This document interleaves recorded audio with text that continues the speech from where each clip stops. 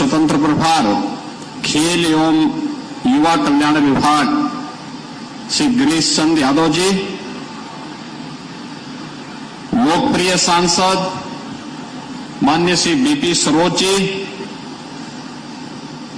राज्यसभा की माननीय सांसद श्रीमती सीमा द्विवेदी जी, लोकप्रिय विधायक श्री रमेश चंद्र मिश्र जी, विधान परिषद के सदस्य श्री ब्रजेश कुमार सिंह जी, श्री आर.के. पटेल जी, पूर्व सांसद श्री के.पी. सिंह जी, भारतीय जनता पार्टी के जिला के अध्यक्ष श्री पुष्पराज सिंह जी, मछली शहर के जनपद के अध्यक्ष श्री रामविलास पाल जी,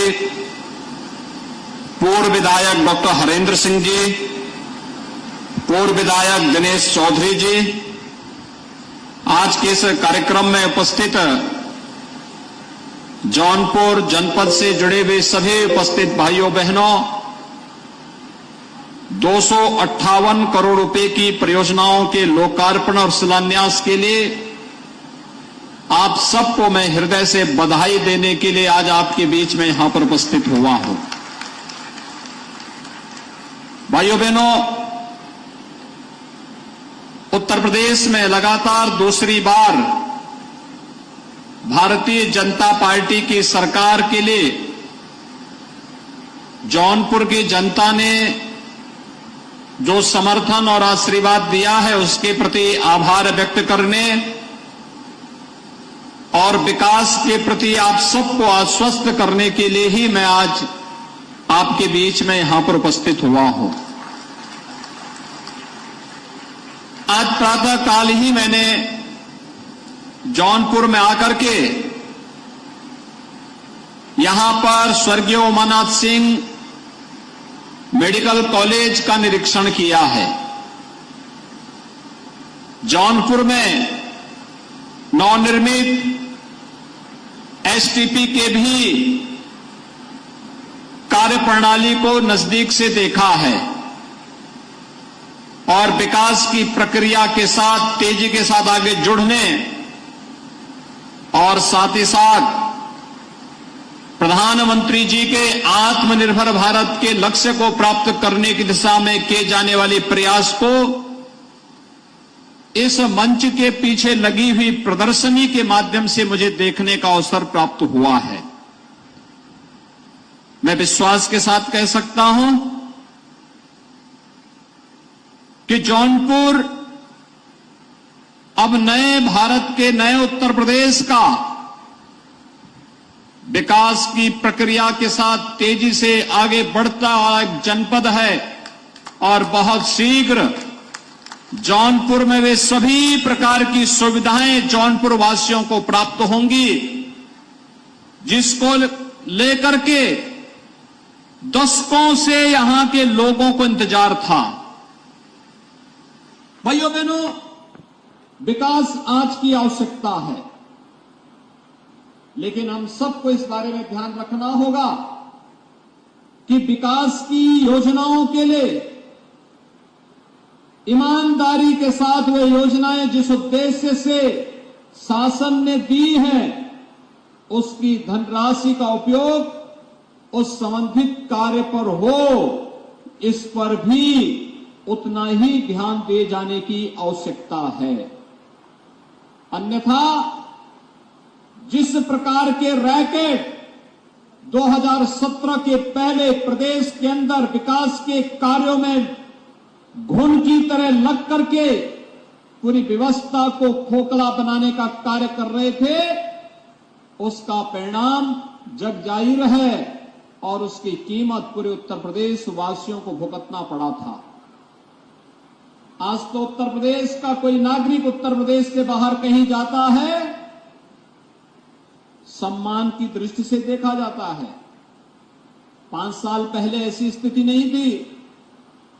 5 साल पहले जब आप एक यहां के नौजवानों को, यहां के नागरिकों को उत्तर प्रदेश के बाहर कहीं जाने के लिए किसी कार्यवश जाना पड़ता था, उनके सामने पहचान का संकट था, विश्वास का संकट था, और उस समय उन लोगों को अपनी पहचान छुपाने के लिए मजबूर होना पड़ता था। आज मैं दावे के साथ कह सकता हूं कि विगत 5 वर्ष के अंदर प्रधानमंत्री मोदी जी के मार्गदर्शन में उत्तर प्रदेश में की सरकार ने आप सबके सहयोग से अपराध और अपराधियों पर जीरो टॉलरेंस की जिस नीति के तहत कार्य किया, आज देश के अंदर एक नया विश्वास पैदा हुआ है और उत्तर प्रदेश के मॉडल को लोगों ने हाथों हाथ लेकर के इस बात को स्वीकारा है कि उत्तर प्रदेश में अपराध और अपराधियों के लिए अब कोई जगह नहीं होगी। उत्तर प्रदेश आज दंगा मुक्त प्रदेश है। राष्ट्रीय अपराध ब्यूरो के जब आंकड़े सामने आते हैं तो आंकड़े इस बात को चौंकाने वाले होते हैं। इन आंकड़ों के माध्यम से उत्तर प्रदेश की कानून व्यवस्था देश के अंदर एक नजीर बन रही है। बेहतर कानून व्यवस्था की स्थिति प्रदेश के अंदर रोजगार और निवेश की व्यापक संभावनाओं को आगे बढ़ा रही है। और अगर नौजवान को घर में ही रोजगार मिल जाएगा तो वह फिर दूसरी जगह क्यों जाएगा? उसकी प्रतिभा और उसकी ऊर्जा का लाभ उत्तर प्रदेश को मिल ही जाएगा। और उत्तर प्रदेश के अंदर आज वे सभी संभावनाएं तेजी के साथ आगे बढ़ी हैं। हम लोग अभी कोरोना से उबरे हैं। इस सदी की सबसे बड़ी महामारी 2.5 वर्ष पहले जब कोरोना महामारी आई थी, पूरी दुनिया को पस्त की थी, पूरी दुनिया को पस्त की थी। और उस समय आप सबने इस बात को अनुभव किया होगा। प्रधानमंत्री मोदी जी के नेतृत्व में जीवन और जीविका को बचाने के लिए जो कार्यक्रम चले, फ्री में टेस्ट, फ्री में उपचार, फ्री में हर जरूरतमंद को राशन की सुविधा और फ्री में वैक्सीन, 200 करोड़ वैक्सीन की डोजेज भी लग गई। लगातार ये पहली बार हो रहा है जब संवेदनशील सरकारें पूरी संवेदना के साथ बिना भेदभाव के अपने शासन की योजनाओं को समाज के प्रत्येक तबके तक पहुंचाने का कार्य कर रही हैं। लेकिन इस सब के बावजूद जब कोरोना कालखंड के दौरान लॉकडाउन लगा और भारी संख्या में प्रवासी कामगार और श्रमिक अपने अपने गांव की तरफ पलायन किए थे, तो भाइयों बहनों, अकेले जौनपुर जनपद में भी 1.5 लाख से अधिक प्रवासी कामगार और श्रमिक वापस आए थे। और जनप्रतिनिधियों ने और प्रशासन ने मिलकर के जिस जिम्मेदारी के साथ उन्हें सुरक्षित उनके घर तक पहुंचाने और उनके भरण पोषण की व्यवस्था की, और केवल जौनपुर के ही नहीं, पूरे प्रदेश के अंदर 40 लाख ऐसे कामगार और श्रमिक उत्तर प्रदेश के अंदर आए थे जिन्हें सम्मान देने का कार्य और उनको आजीविका के साथ जोड़ने का कार्य उत्तर प्रदेश ने सफलतापूर्वक किया था। हम केवल कहते नहीं हैं, परिणाम में बदल करके उसे सामने लेकर के आते हैं। और आज इसीलिए मैं आज कह रहा हूं आप सबसे, भ्रष्टाचार के खिलाफ एक बड़ी लड़ाई को आगे बढ़ाने की आवश्यकता है। एक भ्रष्टाचार पिछली सरकारों की जीन्स का हिस्सा था। इन्होंने भ्रष्टाचार के माध्यम से उत्तर प्रदेश की छवि को धूमिल कर दिया था। अपने लिए, अपने खानदान के लिए ये लोग भ्रष्टाचार पैदा करते थे। विकास की योजना लोक कल्याण के लिए नहीं, ठेकेदारों को लाभान्वित करने के लिए बनाते थे। अपने स्वयं के पाले हुए गुर्गों को लाभान्वित करने के लिए बनाते थे। और इसीलिए उन लोगों पर प्रहार करने के लिए इस सरकार ने पूरी मजबूती के साथ लड़ना प्रारंभ किया है। हमने तय किया है, भ्रष्टाचारी कोई भी होगा, उसकी संपत्ति को हम कुर्क करके फिर से उसे सार्वजनिक उपयोग में गरीबों के उपयोग के लिए उस संपत्ति को अधिग्रहण करने में भी कोई संकोच नहीं करेंगे। और ठीक उसी तर्ज पर जैसे आपने देखा होगा, उत्तर प्रदेश देश का पहला राज्य था जिसने दंगाइयों को सबक सिखाने के लिए ये कहा था कि उत्तर प्रदेश में अगर दंगा करोगे तो खानदान ने 7 पीढ़ियों ने जो संपत्ति बनाई होगी उस संपत्ति से भी वंचित हो जाओगे। और आपने देखा होगा कि हमने उसका कानून भी बनाया, प्रभावी ढंग से उसको लागू भी किया।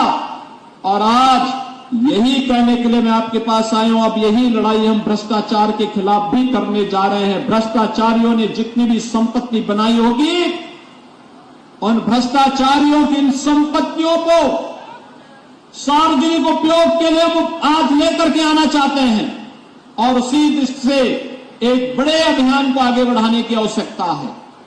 आज प्रदेश तेजी के साथ एक नई अर्थव्यवस्था के रूप में उभर रही है। भाइयों बहनों, आज जो 258 करोड़ रुपए की परियोजनाओं का यहां पर लोकार्पण शिलान्यास हो रहा है, ये विकास की तो परियोजनाएं हैं ही, ये शिक्षा की परियोजनाएं हैं, स्वास्थ्य की है, स्पोर्ट्स की है, कृषि से संबंधित भी है, ग्रामीण विकास की भी है, पशुधन से भी जुड़ी हुई है, बेसिक शिक्षा है, माध्यमिक शिक्षा है, अलग अलग प्रकार की जो विकास की परियोजनाएं हैं, पेयजल की भी है। इन सभी परियोजनाओं का विकास के साथ तो संबंध है ही, ये एक शासकीय निवेश भी है, नौकरी और रोजगार की संभावनाओं को भी आगे बढ़ाता है। और मैं यही आह्वान आप सबसे कहने के लिए आया हूं। प्रधानमंत्री जी ने 15 अगस्त 2022 को पूरे देशवासियों को जो अपना संबोधन दिया था, उसमें पंच प्रण की बात कही थी।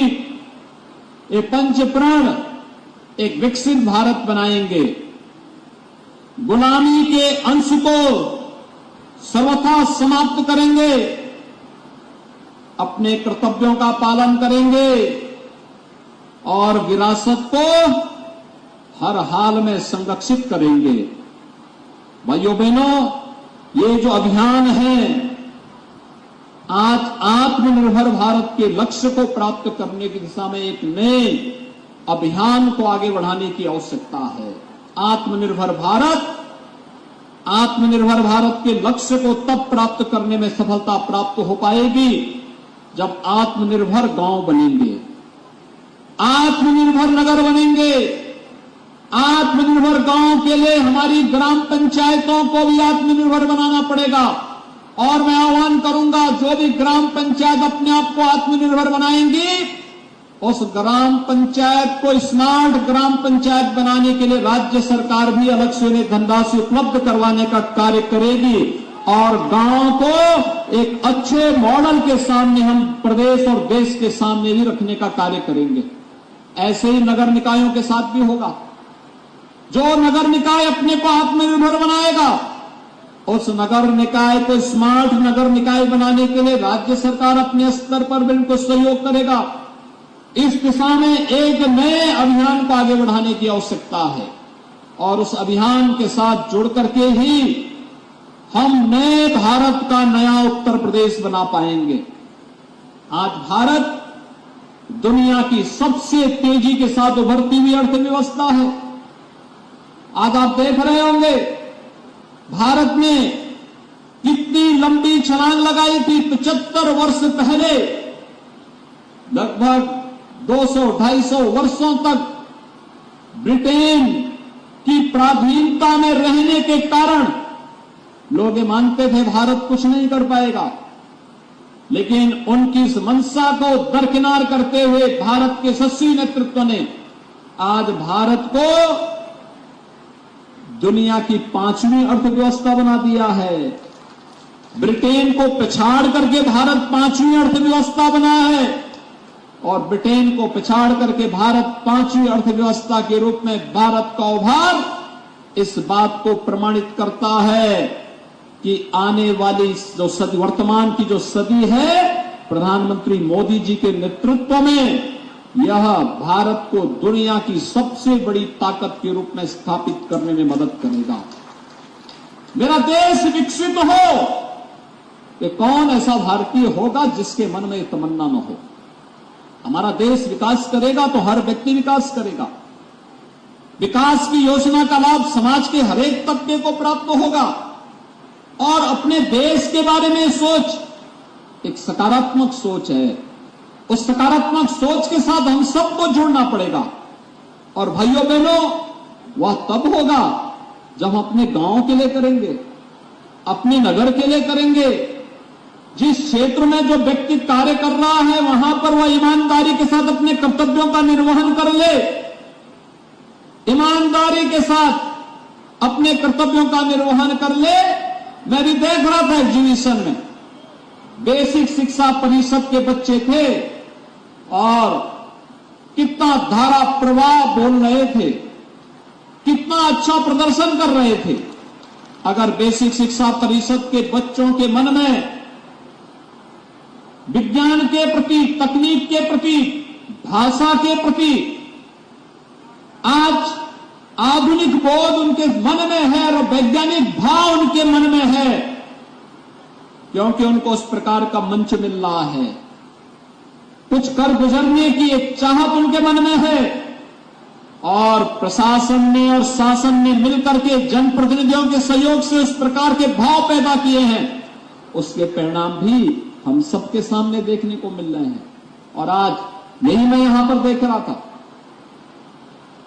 वे बच्चे इससे पहले इसलिए नहीं कर पाते थे क्योंकि पिछली सरकारों के पास फुर्सत ही नहीं थी। पिछली सरकारों ने शिक्षा को नकल का जरिया बना दिया था।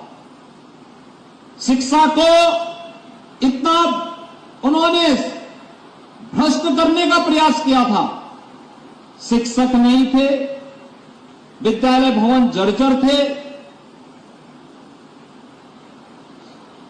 परीक्षा की पारदर्शिता नहीं थी, नियुक्ति में पारदर्शिता का अभाव था, हर एक चीज के दाम तय होते थे, किसी व्यक्ति को न्याय पाने का विश्वास नहीं था। आज तो हम विश्वास के साथ कह सकते हैं कि डबल इंजन की सरकार हर व्यक्ति के साथ खड़ी है, हर जरूरतमंद के साथ खड़ी है, हर व्यक्ति के साथ सुरक्षा की गारंटी देती है। कानून के नजरिए में जाति, मत, मजहब, क्षेत्र, भाषा के आधार पर किसी के साथ कोई भेदभाव नहीं हो सकता, लेकिन कानून के साथ खिलवाड़ करने की छूट भी किसी को नहीं दी जा सकती है। कानून का राज हर हाल में लागू होगा, इस सरकार का संकल्प है और उस कानून के राज के माध्यम से प्रदेश की 25 करोड़ जनता को सुरक्षा प्रदान करना, ये हमारा नैतिक दायित्व है। अपनी इस नैतिक दायित्व का निर्वहन करने के लिए ही आज हम सब आपके बीच यहां पर उपस्थित हुए हैं और मैं यही आश्वस्त करने के लिए आया हूं। मैं भी देख रहा था ये काशी के साथ छुटा हुआ जनपद जौनपुर भी अपनी एक नई पहचान के लिए आगे बढ़ रहा है।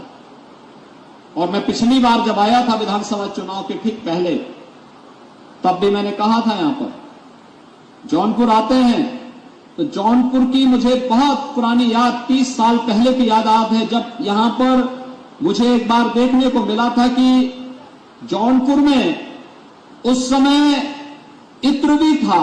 और मैं धन्यवाद दूंगा यहां के जिला प्रशासन और जनप्रतिनिधियों को कि इन्होंने इत्र को फिर से जौनपुर के साथ जोड़ने के कार्यक्रम को आगे बढ़ाना प्रारंभ किया है। इमरती को जीआई प्रोडक्ट के रूप में आगे बढ़ाने के लिए भी आज यहां पर कार्रवाई प्रारंभ हुई है और जैसे ही उसके साथ यहां की इमरती जुड़ेगी, आप देखना यही इमरती वैश्विक मंच पे छा जाएगी, एक नया ब्रांड बनकर के आगे दुनिया के सामने छा जाएगी यहां की इमरती।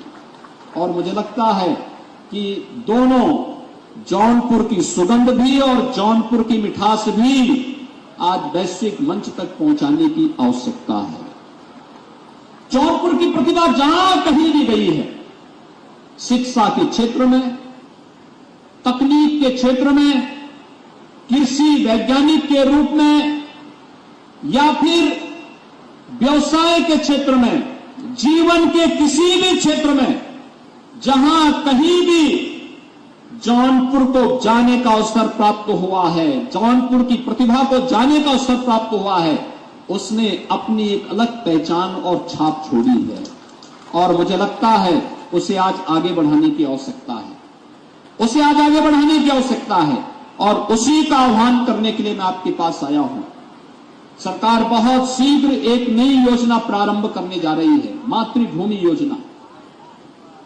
मैं आपका भी आह्वान करूंगा, पूरे जौनपुर वासियों का भी आह्वान करूंगा, अपने अपने गांव को आत्मनिर्भर गांव बनाने के लिए गांव से जुड़े हुए जो लोग बाहर चले गए हैं, गांव में उनका आना जाना बहुत कम हो पाता है, उनके पास संसाधन है लेकिन कहां खर्च करना उन्हें नहीं पता। उन्हें गांव के साथ आप जोड़िए, गांव को किसी न किसी उद्यम के साथ जोड़िए।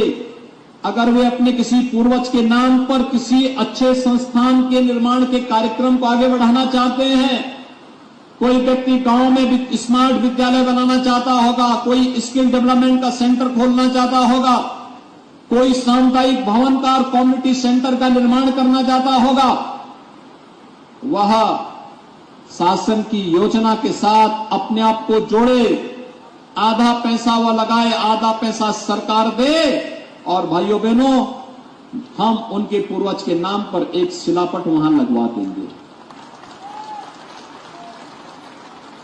उसका निवेश भी होगा, गांव अच्छा भी होगा, नगर या वार्ड भी अच्छा होगा, लोगों को सुविधा भी मिलेगी और साथ साथ उनके पूर्वजों के स्मरण के साथ उन्हें जोड़ने का अवसर भी प्राप्त होगा कि मुझे अपनी धरती से ऋण होने का भी एक अवसर प्राप्त होगा। इस योजना को लेकर के सरकार बहुत शीघ्र आने जा रही है और मैं आह्वान करूंगा हम इस कार्यक्रम के साथ जुड़ें, बुलाएं लोगों को अपने गांव में, विद्यालयों के साथ जोड़े, चिकित्सालयों के साथ जोड़े।